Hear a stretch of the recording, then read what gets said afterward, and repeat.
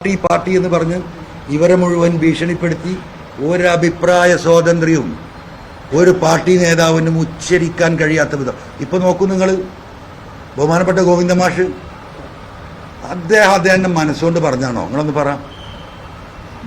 മനസ്സുകൊണ്ടല്ലല്ലോ പറഞ്ഞത്, നിവൃത്തികേടുകൊണ്ട് പറയാ അല്ലേ?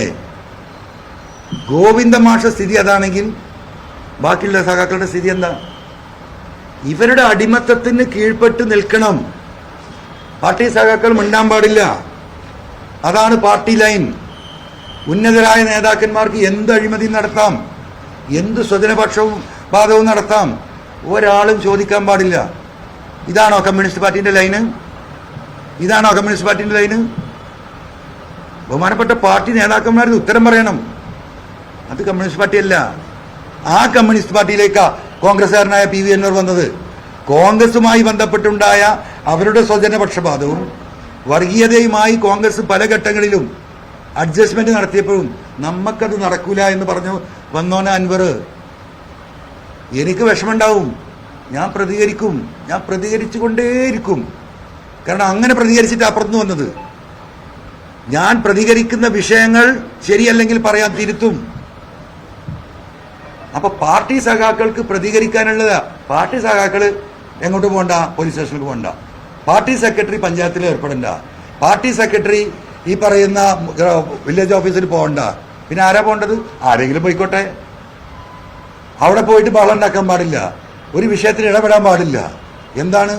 ഭയങ്കര സത്യസന്ധമായ ഭരണം, നീതിപൂർവമായ ഭരണം. അതല്ലേ എല്ലാവർക്കും സമം.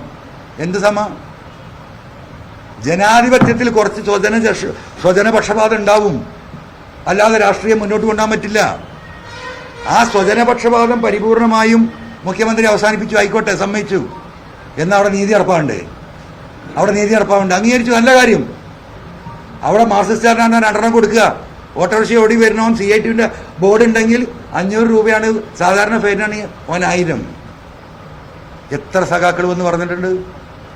വേട്ടയാട കമ്മ്യൂണിസ്റ്റുകാരെ കേരളത്തിൽ ഉടനീളം. എന്താ ഇവർക്ക് ആർക്കും കണ്ണ് നിറയുന്നില്ലേ? എന്താ ഈ പാർട്ടി ലീഡർഷിപ്പ് ഏറ്റെടുക്കാത്തത്? എന്താ ഏറ്റെടുക്കാത്തത്? എനിക്കെന്റെ പ്രിയപ്പെട്ട പത്രക്കാരോട് ഒരു കാര്യം വിശദമായി പറയാനുണ്ട്. നിങ്ങൾ എന്തോ ആയിക്കോട്ടെ, നിങ്ങൾ ഇന്നെ എന്തോ ചെയ്തോ, പക്ഷേ ഞാൻ പറയുന്ന ഈ കാര്യം, കേരളം ഇന്ന് നേരിടുന്ന രാഷ്ട്രീയപരമായിട്ടുള്ള ഏറ്റവും വലിയ വിഷയം എന്താ മാഷേ? നമ്മുടെ സംസ്ഥാനം നേരിടുന്ന പൊതുജനങ്ങളുടെ രാഷ്ട്രീയമായിട്ട് ഏറ്റവും വലിയ വിഷയം എന്താ സ്കറേ? പറ, അരുൺ പറയും. അല്ലെ, നിങ്ങളത് കഴിച്ച് എന്നോട് ചോദിച്ചോ? കേരളത്തിലെ ജനം നേരിടുന്ന ഏറ്റവും വലിയ പ്രശ്നം എന്താ? പൊതുസമൂഹം നേരിടുന്നത്. അത് രണ്ടാമത്, അതിൽ വലിയ പ്രശ്നമുണ്ട്. അതൊന്നുമല്ല. ആരെങ്കിലും ഐക്യമുള്ളതുകൊണ്ട് വരുത്തുന്നുണ്ടെങ്കിൽ പറയും. കേരളത്തിലെ പൊതുസമൂഹം നേരിടുന്ന ഏറ്റവും വലിയ ഭയാനകമായ ഒരു വിഷയമുണ്ട്. അതിന്റെ ഏറ്റവും വലിയ തെളിവുകളാണിത്. ഞാൻ പറയാം, സമയം കളയണ്ട. എന്താണ്? അതൊന്നുമില്ല, അതൊക്കെ നമുക്ക് മാനേജ് ചെയ്യാം. ഇവിടുത്തെ ഏറ്റവും വലിയ പ്രശ്നം എന്താ പറയുക? നമ്മൾ ഒരു ഇന്ത്യയിലെ ആധാർ സംസ്ഥാനത്തുണ്ടെന്ന് പറഞ്ഞു. ഞാനിത് പരിശോധിച്ചു. തമിഴ്നാട്ടിൽ, കർണാടക, മഹാരാഷ്ട്ര, ഇവിടെയൊക്കെ നമുക്ക് കുറേ ബന്ധങ്ങളുണ്ടല്ലോ. ഹൈദരാബാദ്, ആന്ധ്ര, ഡൽഹി, നമ്മുടെ സുഹൃത്തുക്കളും ബന്ധുക്കളും നമുക്ക് ആക്സസിബിൾ ആയിട്ടുള്ള ആളുകളുടെ അടുത്തൊക്കെ അന്വേഷിച്ചപ്പം ഇല്ലാത്തൊരു കാര്യം കേരളത്തിൽ എന്താ പറയുക? നിങ്ങളിത് റിപ്പോർട്ട് ചെയ്യേണ്ട കാര്യമാണ്. കേരളത്തിലെ എല്ലാ രാഷ്ട്രീയ പാർട്ടിയുടെയും എല്ലാ വലിയ നേതാക്കന്മാരും ഒന്നാണ്, ഒറ്റക്കെട്ടാണ്. കേരളം നമ്മൾ നേരിടുന്ന ഏറ്റവും വലിയ ഭീഷണി അതാണ്. ജനങ്ങൾ മനസ്സിലാക്കേണ്ടതാണ്. കാരണം ഇവിടെ അതിപ്രമാദമായ ഒരു കേസും തെളിയപ്പെടില്ല. ജനങ്ങൾ ഇങ്ങനെ വിചാരിക്കും, ഇപ്പത്തെളിയും വിചാരിക്കും. എന്താ തെളിയാത്തത്? ഇവരൊക്കെ ഒറ്റക്കെട്ടാണ്. അവരെ ബാധിക്കുന്ന വിഷയങ്ങൾ അത് രാത്രി ഇവർ ഷെയർ ചെയ്യും. ആ ഷെയർ ചെയ്യൽ കേരള സമൂഹം, പ്രത്യേകിച്ച് യുവാക്കള്, വളർന്നു വരുന്ന തലമുറ, ഒരു സമൂഹത്തിന്റെ ഏറ്റവും വലിയ ഭീഷണി അതാണ്. ഒരാൾക്കും ഈ വിഷയത്തിൽ അവരുമായി പറയുന്ന നേതൃത്വവുമായി ബന്ധപ്പെട്ട വിഷയങ്ങളാണെങ്കിൽ നീതി കിട്ടും നിങ്ങൾ പ്രതീക്ഷിക്കേണ്ട. അതുകൊണ്ടാണ് ഇവിടെ പല കേസുകളും തെളിഞ്ഞു വരാത്തത്. ഞാനൊന്ന് ചോദിക്കട്ടെ, ഇപ്പം ഇത്രയും വിഷയം ഞാൻ ഏറ്റെടുത്ത് ഞാൻ മുന്നോട്ട് വരികയാണ്. ഞാനിത് എത്ര ദിവസം ഉണ്ടാവും, ഇന്ന് എവിടെ തട്ടും, എവിടെ ജയിലിലിടും, ഒന്നും പറയാൻ കഴിയില്ല. ഈ നിമിഷം വരെ കേരളത്തിലെ ജനങ്ങളോട് ഞാൻ ചോദിക്കുക, ഇവിടെ ഒരു പ്രതിപക്ഷം ഉണ്ടല്ലോ. നിങ്ങൾക്ക് നെഞ്ചത്ത് കൈവച്ച് പറയാൻ പറ്റുമോ ഈ വിഷയം ആത്മാർത്ഥമായി പ്രതിപക്ഷത്തിലെ ഏതെങ്കിലും UDF പോട്ടെ ഒരു കക്ഷി ഏറ്റെടുത്തോ? എന്താ ഏറ്റെടുക്കാത്തത്?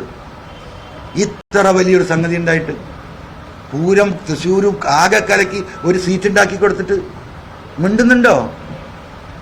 എന്താ കാരണം ഇത് തന്നെ. ഇപ്പൊ തൃശ്ശൂർ ഉറപ്പല്ലേ BJPക്ക് സീറ്റ് ഉണ്ടാക്കി കൊടുത്തു എന്നത് ഈ അജിത് കുമാറാണ്. അജിത് കുമാർ എന്താ വല്ല അസുഖമുണ്ടോ? അജിത് കുമാറിനോട് ആരെങ്കിലും കർശനമായി നിർദ്ദേശിച്ചിട്ടല്ലേ ഈ സീറ്റ് ഉണ്ടാക്കി കൊടുത്തിട്ടുള്ളത്? ഞാൻ അന്ന് പറഞ്ഞതാണ്, ഇപ്പോഴും പറയുന്നു. നീ എന്തിനാ അതിൻ്റെ ഒരു അന്വേഷണം? വല്ല കാര്യമുണ്ടോ? അതുകൊണ്ട് ഞാൻ പറഞ്ഞത് 2024 ജോക്കാണ്. അതുകൊണ്ട് ഇതൊന്നും ഇവരാരും ഏറ്റെടുക്കില്ല. ലീഗ് സമുദായത്തിന് വേണ്ടി സംസാരിക്കണം, ആയിക്കോട്ടെ. എന്താണ് സമുദായത്തിന് വേണ്ടി ലീഗ് ചെയ്യണത്? എന്താ ചെയ്തിരിക്കുന്നത്? മഹാനായ CH ബാഫക്കിത്തങ്ങളും ഈ പറയുന്ന ഉമർ ബാഫക്കിത്തങ്ങളും അവസാനമായിട്ട് അതിലെ കണ്ണിയായിരുന്നു ബഹുമാന്യനായ ശിഹാബ് തങ്ങളൊക്കെ ഉണ്ടായിരുന്നെന്ന് ഈ സമുദായത്തിന് വേണ്ടി ഒരുപാട് കാര്യങ്ങൾ ചെയ്തിട്ടുണ്ട്. ഒരു തർക്കവുമില്ല. സത്യസന്ധമായി ആത്മാർത്ഥമായി ആ വിഷയങ്ങളിൽ ഈ പറയുന്ന തലമുറ ലീഗിൽ ചെയ്തിട്ടുണ്ട്. ഇന്ന് വരെ പണി എന്താ? ഒരു വിഷയത്തിലും ഇടപെടില്ലല്ലോ. കുഞ്ഞാടി സാഹിബ് ഇങ്ങനെ അല്ലേ, അപ്പുറത്ത് കഴിഞ്ഞാൽ ഒരു ഡയലോഗും ഇല്ല.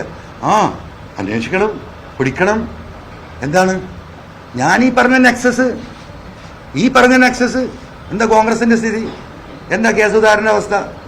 എന്താ VD സതീശൻ എന്താ ഏറ്റെടുക്കാത്തത്? എല്ലാവർക്കും അത്യാവശ്യം അരയിലുണ്ട്, എടുത്താൽ പൊന്തൂല. മനസ്സിലായില്ലേ? അപ്പൊ ഇവരൊക്കെ ഒന്ന്, ജനങ്ങളോ വിഡ്ഢികള്. അപ്പൊ സഖാക്കളോ സഹിച്ചോളുക, മിണ്ടാൻ പറ്റൂല. എങ്ങോട്ടൊക്കെ കൊണ്ടുപോകുന്നത്? എങ്ങോട്ടേക്കാണ് ഈ സ്റ്റേറ്റിനെ കൊണ്ടുപോകുന്നത്? പൊതുപ്രവർത്തകർക്ക് ഒന്നിലും ഇടപെടാൻ പാടില്ല. പോലീസിൽ മാത്രമല്ല, 8 കൊല്ലത്തെ LDF ഭരണത്തിന്റെ ഏറ്റവും വലിയ സംഭാവന എന്താണെന്ന് ചോദിച്ചാൽ ഞാൻ പറയും, പൊതുപ്രവർത്തകർക്ക് ഒരു പൊതുവിഷയങ്ങളിലും ഇടപെടാനുള്ള എല്ലാ സ്വാതന്ത്ര്യത്തിനും ബഹുമാനപ്പെട്ട മുഖ്യമന്ത്രി കൂച്ചുവില കിട്ടൂ. ഉദ്യോഗസ്ഥ മേധാവിത്വം, ഉദ്യോഗസ്ഥ പ്രമാണിത്വം, അത് ഈ ഗവൺമെന്റിന്റെ 8 കൊല്ലത്തെ സംഭാവനയാ.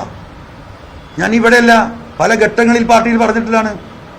എന്തേ പുറത്ത് പറയുന്നല്ല ചോദ്യം. സഖാക്കൾ വളരെ ദേഷ്യപ്പെട്ട് പോസ്റ്റ് ഇടുന്നുണ്ട്. ഇത് പാർട്ടിയിൽ പറയേണ്ട കാര്യമല്ലേ? എൻ്റെ പ്രിയപ്പെട്ട സഖാക്കളെ, ഞാൻ ആ AKG സെന്ററിൽ കൊടുത്ത കാര്യങ്ങൾ ദയവായി നിങ്ങളൊന്ന് പരിശോധിക്കുക. ബഹുമാനപ്പെട്ട സെക്രട്ടറി ഒന്ന് പറയട്ടെ. പറയില്ല, നീ കിട്ടിയിട്ടില്ല എന്ന് പറയും. ഒരു ബൈൻഡ് ചെയ്യാ, മനസ്സിലായോ? ഒരു ബൈൻഡ്. നിങ്ങൾ സ്പീക്കർ ഓഫീസിൽ നിന്ന് അന്വേഷിക്കണം. ഏറ്റവും കൂടുതൽ ലെറ്റർ പാഡ് നിങ്ങൾക്ക് അടിക്കരുതെന്ന് പറയും. കാരണം നമ്മൾ എല്ലാ കാര്യത്തിനും ഇതിൽ നിന്നല്ല, നാടുമായി ബന്ധപ്പെട്ട് വരുന്ന അവിടുത്തെ എല്ലാ വിഷയത്തും ഡോക്യുമെന്റഡാ. പിന്നെ ഞാൻ എന്താ ചെയ്യേണ്ട പ്രിയപ്പെട്ട സഖാക്കളെ? നിങ്ങളൊന്ന് ആലോചിക്കുക, ഞാൻ എന്ത് ചെയ്യും? ഞാനിതിൽ പങ്കാളിയാണോ? അതല്ലെങ്കിൽ ഈ മാറ്റി തന്ന SP മാരെയും കാല് പിടിച്ച 25 കൊല്ലം കൂടെ നിൽക്കുന്ന DGPന്റെ ഒക്കെ കൂടെ പോയിക്കൂടെ എനിക്ക്? ഇപ്പൊ ഞാൻ കേസിൽ പ്രതിയാൻ പോവാണ്. വല്ല കാര്യമുണ്ടോ? ഈ പറയുന്ന പോലെ ഈ UDFന്റെ നേതാക്കന്മാരെപ്പോ ഇങ്ങനെ നിന്നാ പോരെ? കുറച്ചും കൂടി വിടർന്നൊക്കെയായിരുന്നു ഈ പോലീസുകാരെയൊക്കെ മാറ്റിയിട്ട്. ഞാൻ ഈ സമൂഹത്തിനോട് വഞ്ചന ചെയ്യാൻ തയ്യാറല്ല. ഇവിടുത്തെ ഈ രാഷ്ട്രീയ സംസ്കാരം ഉണ്ടല്ലോ, ഈ കൂടി നിൽക്കുന്ന ഈ സംസ്കാരം, ഇനി അതിനെതിരെ ആരെങ്കിലും പറഞ്ഞാലോ, ഒരു സാമുദായിക നേതാവ് അവർ പ്രതിനിധീകരിക്കുന്ന പാർട്ടിയുടെ നിലപാട് ശരിയല്ല എന്ന് പറഞ്ഞാൽ ഏത് ജെഫ്രി തങ്ങളായാലും, ഏത് AP ഉസ്താദ് ആയാലും, ഏത് ബിഷപ്പായാലും ഒരു കാര്യമില്ല, ചവിട്ടി അങ്ങ് തേപ്പിക്കും. അതിനൊരു ടീം ഇവരൊക്കെ കൂടെ ഉണ്ട്.